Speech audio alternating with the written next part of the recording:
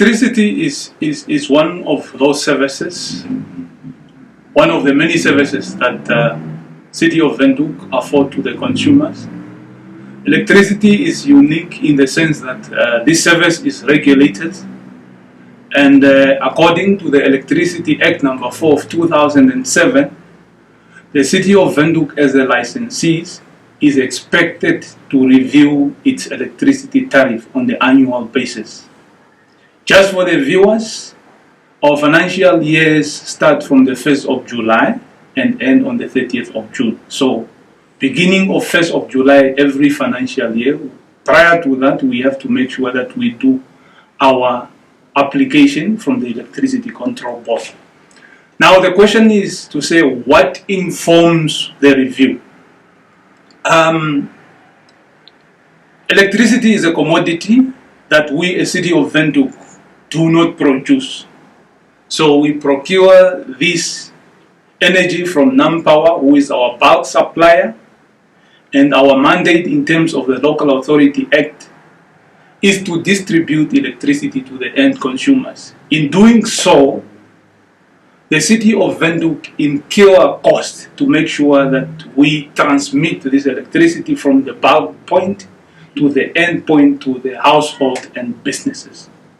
So, in reviewing the tariff, the first thing that the City of Windhoek does is to come up with the cost of providing this service to the end consumers. Now, I would like to break down the cost that is associated with distributing electricity to the end consumers. And the cost that we are referring to here is cost pertaining to electricity operations, because it's a regulated commodity. I'm saying this because there's perception out there that the residents feels we put other costs on the price of electricity that is not related. As I said, the tariffs are approved by the Electricity Control Board, and their role there is to regulate the industry by making sure that the City of Windhoek as the licensees only put cost that is associated with electricity tariff. Now let me put the cost into the perspective. The biggest cost that is involved in determining the electricity tariff is the bulk purchases from NamPower, the cost of buying that commodity from NamPower. That is the biggest cost. It's more than 70% of the cost. When you pay your electricity, 70% of your cost is a pass-through cost that we actually pay over to NamPower. On top of that, as I've mentioned earlier, is the operational cost, because as I said, when we get this electricity from the bulk supplier, we now need to distribute this electricity over our distribution network to the end consumers. So there's various costs that is associated to that. Customer service costs to make sure that we attend to customer queries when their power is off or when we have got outage, that we respond on time. This involves human capital as well as fuel that we incur by sending our trucks and vehicles to make sure that we respond on time. There is also overhead cost that is allowed in terms of the tariff. The biggest component on the overhead cost, the municipality is allowed what we call the local authority surge charge. This is the cost that the municipality is allowed to cross-subsidize other non-electricity related expenditure within council. But as I said, it's a regulated cost by the Electricity Control Board. The other cost, because we have got a distribution network, we have got aging infrastructure, the methodology allows us to earn a return on our asset as well as depreciation, so that we will be able to replace them as they age over the years. There's also other minor costs that is allowed, like the cost of working capital. And on top of that, all these costs are added together, and then we deduct the income from other sources. residents will know that if you want your meter to be converted to a prepaid meter, you come to our customer care and you pay. That is considered as a revenue. So it is deducted from the revenue requirement. And also new connection to household, that is also regarded, so is it deducted from those costs that I've mentioned. If you add those costs together, that is what we call revenue requirement. Now, once you have got the revenue requirement defined in terms of the cost that is required, the methodology now said, now you now look at the tariff that you were charging your customer in the previous financial year, and you look at the possible consumption, because we have got a history of how much customer consumed in the previous financial year. Now, based on that, that will now inform to say, if I charge this cost, will I be able, if I charge those old tariff, will I be able to recover this total cost? If the answer is no, that is actually what informs the increases on the various customer categories. I think to be justice on that question, I will start explaining on the approved NEMPower tariffs, which was approved recently. Yeah, NEMPower tariff have approved, ECB, Electricity Control Board, have approved a tariff of 7.3% on our bulk passages. So this is a normal industry announcement. But one need to understand what does it mean on the City of Windhoek tariffs, bulk supply. Now, after the city have populated these NEMPower tariffs in our the ORM, the Operating and Reporting Manual, we have discovered that the actual tariff increases of NEMPower on bulk supply of electricity of the City of Windhoek is actually result in a 9.4%. That is now on the part of NEMPower. Now, coming back to the question, what the 7.8% means to our residents, similar as I've explained in the case of NEMPower. The 7.8% increment is basically the overall increment of all our consumers as we have amended the tariffs. This is an overall average tariff increase. But obviously, the individual customers within their categories, they did not increase with the same percentage. I mean, there is no way that you will increase a domestic client with the same increment, with the same percentage as a business client. So, but at the end, overall, the average tariff increase on City of Windhoek, on our city residents, is a 7.8%. To be more clear and specific for our residents to understand our categories of consumers, I've just mentioned about the social. Social is basically our old age homes. And then the general that I've said, they have increased with 4.6%. That is our small businesses. And then we have got our general demand, which is large businesses. That's a large power users, which have increased with 8.9%. And then institutional is basically the schools and the churches. They falls under that category as well. And the institutional demand is the large power users. And then we have got the special TAU, that is basically the clients with their own 11 kVA. They have got a mini small distribution network. When I was trying to put into context into what informed the tariff determination, I've earlier explained to say the process of tariff determination, you wanted to make sure that your electricity tariff will be able to generate the revenue that you require in that financial year to be able to render that service. So if the tariff is able to deliver the required revenue in the industry, then we can say you are charging cost reflective tariff, meaning that what you are charging the resident in terms of the tariff reflect the cost of rendering that services. Now that the City of Windhoek did not get the increase that they have applied for obvious reason, we understand the regulator is there to protect the consumers and the utility at the same time, or the distributor, the licensee, City of Windhoek in this case.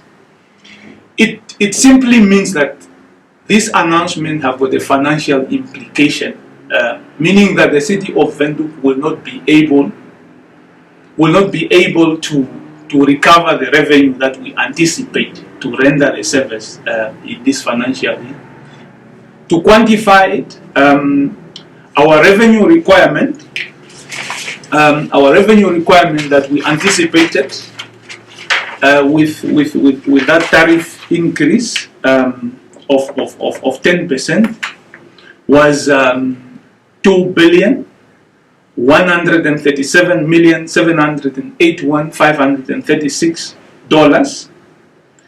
Now, with the approved tariff, there is a reduction in our projected revenue requirement, which is about 3.8%, which is about 80 million annually that we are losing as council. But it's 3.8%. It does not mean that we will not be able to render the service to the residents. It's just that we need to, certain things that we plan to do, we have to cut on those costs. That's what it means essentially to the city of Windhoek. But we understand it is tough time. Economy is struggling. We are just trying to recover from COVID-19. But it's still an increase that we can live with as a city. I mean, if you look at our vision of trying to be a caring city, I think this is what we are getting to our residents. We also don't want to put them into a situation where they will not be able to afford our services. But yes, that decrease in the approval means that there is that financial implication to the city.